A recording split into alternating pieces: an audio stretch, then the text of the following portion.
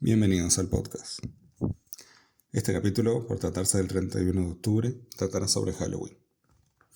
Hace poco me entregaron un folleto que decía que Halloween es una fiesta macabra y satánica que celebra la muerte y a las tinieblas, que desciende de una fiesta satánica del mal y que disfrazarse y darle dulces a los niños es pecado. Más allá de que Halloween hoy en realidad no es otra cosa más que una fiesta comercial, sí es cierto que desciende de una fiesta no satánica sino pagana, que es real. ¿Qué es pagano? Se le dice pagano a las ideas religiosas o religiones que no tienen nada que ver ni con el cristianismo, ni con el judaísmo, ni con los musulmanes. Básicamente pagano es cualquier idea religiosa fuera de las tres grandes religiones que tenemos hoy en día. Halloween desciende de lo que se llamaba la fiesta de Samhain. Samhain es una fiesta que arrancaba en el fin de la temporada de cosechas, cuando comenzaban los meses más oscuros del año al acercarse al invierno. Ellos creían que el día de Samhain o Halloween era un día donde el velo espiritual se debilitaba y los muertos y los vivos podían convivir. Para evitar que los malos espíritus entraran en las aldeas, los druidas se encargaban de disfrazarse de monstruos para que los espíritus malos los vieran y huyeran. Cuando llega el cristianismo a la zona de donde vivían los celtas, el Imperio Romano, que ya se consideraba en aquel momento cristiano, empieza como a modificar y cristianizar las fiestas paganas, por lo que se decreta el 1 de noviembre como el Día de Todos los Santos y el 2 de noviembre como el Día de los Muertos. Como digo, en una forma de cristianizar las ideas de los muertos sobre Samhain. Para los celtas el año solo se dividía en dos estaciones. Medio año era de luz y medio año era oscuro. Los celtas seguían un calendario lunar que le prestaba atención a los fenómenos astrológicos del año y ponían especial atención en los equinoccios y los solsticios. Ellos creían que antes del día de Samhain debían recoger toda la cosecha y sacrificar a los animales que no tuvieran la fuerza para sobrevivir en invierno. Se celebraba haciendo una gran cena en la que dejaban asientos libres y las puertas abiertas para que los familiares muertos pudieran pasar la noche con ellos. Existía lo que se llamaban embajadoras, que se encargaban durante la fiesta de ir casa por casa pidiendo ofrendas para los dioses, las cuales luego se les ofrecían a los dioses para pedir prosperidad de la cosecha del año siguiente. Podríamos preguntarnos entonces, ¿se celebra hoy de alguna forma religiosa Halloween o Samhain? Y la verdad es que sí, que el paganismo y el neopaganismo aún lo practican. Como les decía, ser pagano es tener una religión fuera de las tres grandes religiones. Y hoy existen muchas religiones paganas que siguen vivas hasta la actualidad. Y además está surgiendo lo que se llama el neopaganismo, donde han surgido nuevas religiones como la Wicca. ¿Qué es la Wicca? Es justamente una religión neopagana que a través del sincretismo busca conectarse con esas religiones antiguas. O sea, no busca revivirlas, no busca vivirlas de la misma forma, pero sí busca conectarse con las religiones antiguas, a su manera.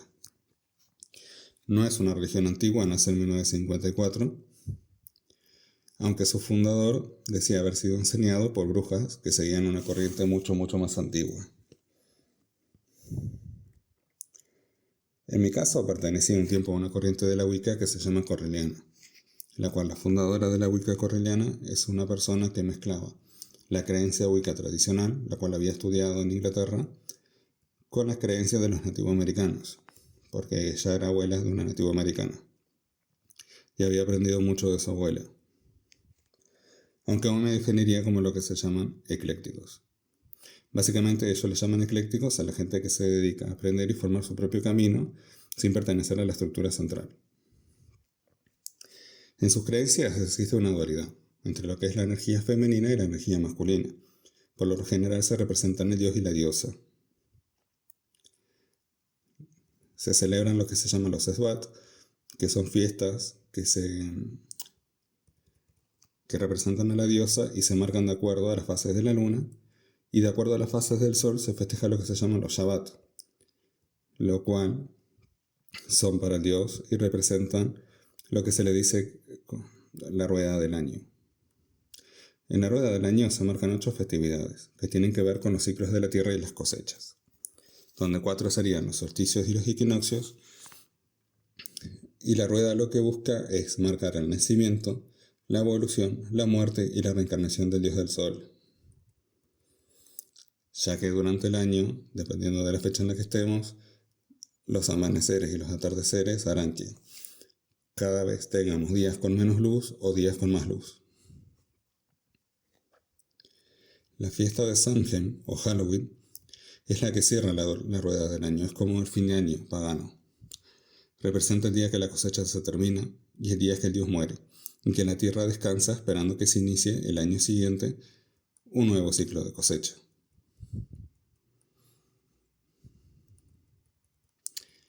Entonces podríamos preguntarnos por qué se demoniza Halloween o por qué en realidad se demoniza a las brujas. La idea de una bruja como una persona que puede conectar con el otro mundo o con energías existió siempre en la humanidad. Básicamente la idea de la magia y de las brujas ha existido desde que la humanidad nació. Por ejemplo, en Babilonia y en Egipto ya existían leyes que prohibían la magia negra. Ya se tenía la idea de que existía una magia buena, una magia mala, y era ilegal practicar magia negra. Pero en realidad lo que sería la real demonización de las brujas aparece con el cristianismo. En parte normalmente se le atribuye a la misoginia, en el sentido de que la bruja es líder, tiene autoridad y conoce el mundo espiritual y puede hablar con él. Y eso es algo que a una sociedad patriarcal no le gustaba, ya que la autoridad de la religión cristiana son los hombres. Hasta el día de hoy en el catolicismo la monja es básicamente una doméstica que se encarga de servicios de limpieza y de cuidar enfermos en la iglesia, mientras que el cura es el sacerdote que se conecta con Dios, el que lleva adelante las misas, los rituales. Por eso nunca vamos a ver, por ejemplo, una monja dando una misa o dando un bautismo. No se le considera una sacerdotisa, en realidad el único sacerdote es el hombre. Por lo cual una bruja que pudiera conectarse con el mundo espiritual era algo que no se podía permitir, ya que solo ellos podían hablar con Dios según su religión. Incluso hay un trasfondo místico atrás de todo esto, que fue crear una religión con lo que podríamos llamar energía muerta. Ya que en este sentido, la energía femenina es demonizada, por ejemplo, todo lo que tenga que ver dentro de la mística de la energía femenina fue prohibida, como la intuición, ya que el único vínculo con Dios tenía que ser el sacerdote. Se pasó a utilizar, por ejemplo, se demonizó, por ejemplo, la conexión con la naturaleza, el conocimiento de hierbas.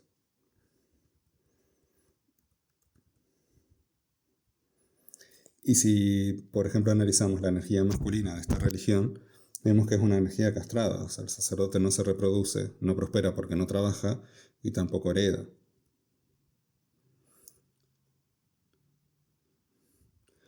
No da nada a su familia espiritual que no sean reglas de comportamiento. Incluso no solo no existía libertad religiosa en el sentido de que se prohibían otras religiones, sino que solo se permitía la interpretación religiosa del catolicismo. Por ejemplo, si tenías una interpretación diferente de la propia Biblia, en épocas como la Inquisición también eras perseguido y asesinado. Por ejemplo, todo lo que fue el movimiento de lo que hoy son los evangélicos estuvo prohibido. Dentro de la brujería tradicional, en realidad lo que se busca es el equilibrio natural entre la dualidad de nuestro mundo, luz, oscuridad, vida, muerte, bien, mal. Busca un equilibrio entre el espíritu y la materia física, ya que considera que uno está enraizado en el otro. Por eso es importante cultivar la propia espiritualidad de uno. ¿Y qué es la propia espiritualidad de uno? Dentro del paganismo, como le decía, una de las ramas más conocidas es la Wicca, que a su vez tiene muchas variantes. Una de ellas es la que se llama Wicca ecléctica. Básicamente es para personas que no pueden o no quieren conectar con un aquelarre formal de la religión y deciden hacer su propio camino espiritual. Forjan su propia experiencia espiritual. Podríamos decir que toman de la religión lo que les vibra para formar su propio camino. Cuando me encontré con esto, me llamó de una forma muy fuerte el poder formar mi propio camino espiritual. Aunque lo que parecía tan fácil, para mí al final no lo fue. Yo venía del cristianismo evangélico, como he hablado en otros capítulos anteriores.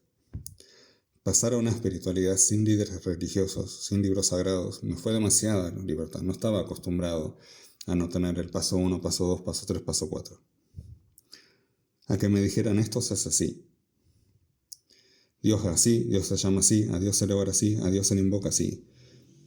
Cuando conocí la Wicca ecléctica, eso desapareció. Yo podía llamar a Dios como quisiera, orar como quisiera y invocarlo como quisiera. En la Wicca más tradicional, existe el Dios y la diosa, y por lo general se le llama Señor y Señora. Pero luego las otras corrientes y la parte más ecléctica permiten incluir en tu espiritualidad las divinidades que quieras.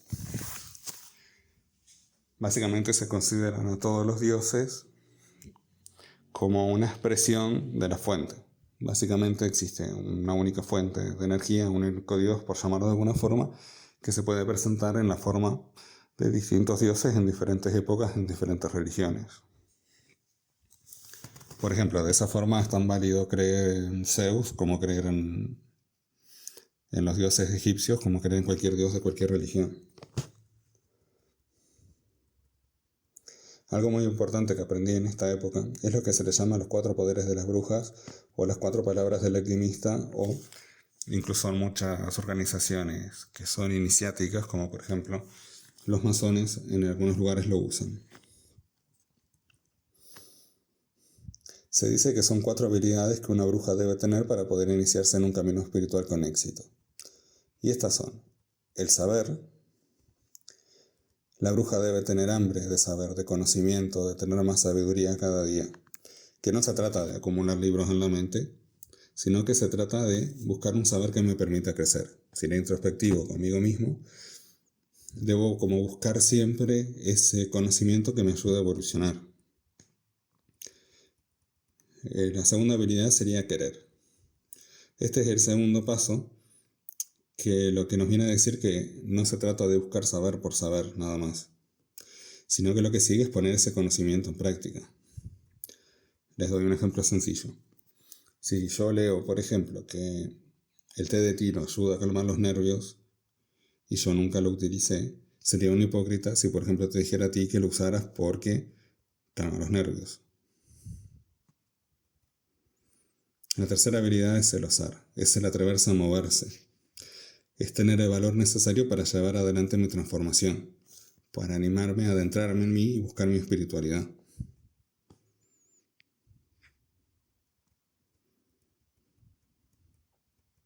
O sea, se trata de buscar esa fuerza que me permita hacer mi voluntad más allá de mis temores.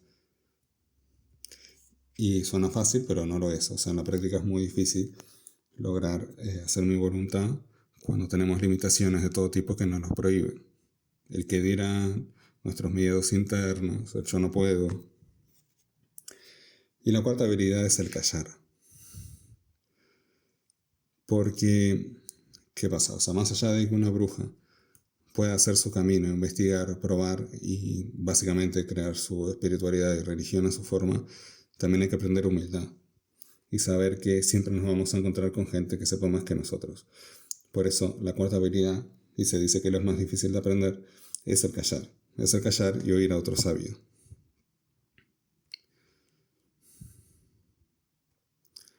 Como resumen y reflexiones finales, podríamos decir que, bueno, que en realidad, más allá del comercial de Halloween o los satanizados que lo quieran transformar, no es otra cosa que la idea de este fin de la cosecha. No es otra cosa que la idea del fin de un ciclo y el comienzo de otro. Y como cosas buenas que aprendí de la Wicca y que a mí me han ayudado un montón en mi camino, es que se dice que la bruja no busca el pescado, sino la caña de pescar. Es como que uno siempre debe aprender las habilidades y conocimientos que le permitan a uno desarrollarse por sí mismo, sin depender de sacerdotes, religiones o lo que fuese que me quita a mí mi libertad y que me obliga a ser dependiente de eso. Gracias por escucharme.